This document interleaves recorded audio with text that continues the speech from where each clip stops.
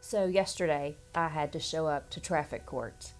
I had my back plate, you know, registration was dead, and I knew it. I just hadn't done anything about it yet, and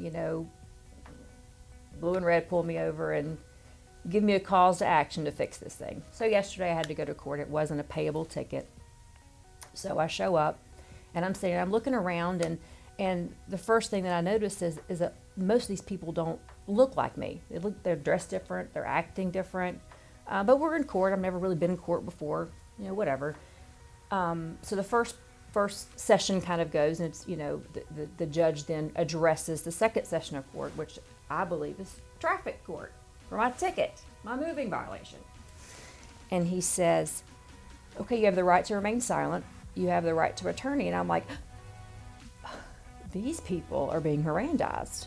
I'm clearly in the wrong courtroom. I am supposed to be here for traffic court. And I almost excused myself to go find out where I'm really supposed to be.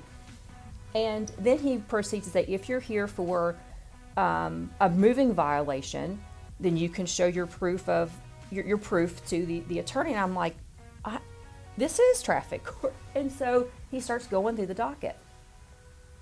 And he gets to two people before me. And at this point, I'm kind of burning a little bit, I'll be honest with you, because he keeps bringing these people up, and he's just like, where do you work? Do you have a job? And, just kind of giving him the riot act. And I'm indignant back there. I'm like, ask me what I do. I'm going to tell you, I'm a preacher. Ask me what I do for a living. I mean, I'm indignant back there, right?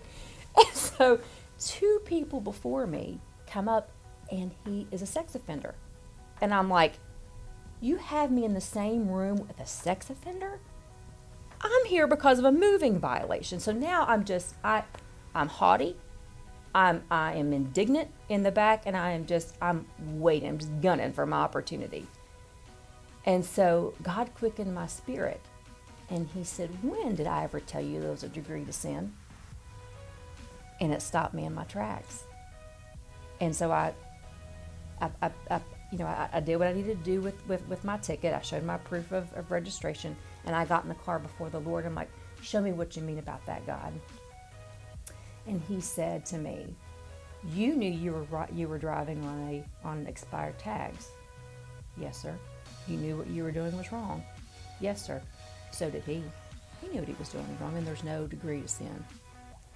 And he started showing me this passage in Luke where you have the Pharisee and you have the sinner that came to the temple to confess their sins. And the Pharisee starts puffing up. I'm like, well, I'm a tither, and I'm a faster, and at least I'm not like this sinner. And he showed me I was the Pharisee. I had puffed myself up and was saying I wasn't like any of these other people, because in my mind, my sin was more palatable. And he taught me a valuable lesson, that if I want to continue or at any level be effective with people, I have to realize that this is an even playing field. I'm not perched above anybody else looking down at anybody else's sin, right? I can't look at an addict and be like, shame on you, but I know I feed my addiction with food. Gluttony is sin too. So it was a valuable lesson to me. I want to share that to you, that it's an even playing field. There's no degree to sin. Sin is sin. Don't turn a blind eye to the sin in your life because it's more palatable. And don't perch yourself and cast judgment and point your finger to others because you just don't understand maybe the place or the position that they're coming from.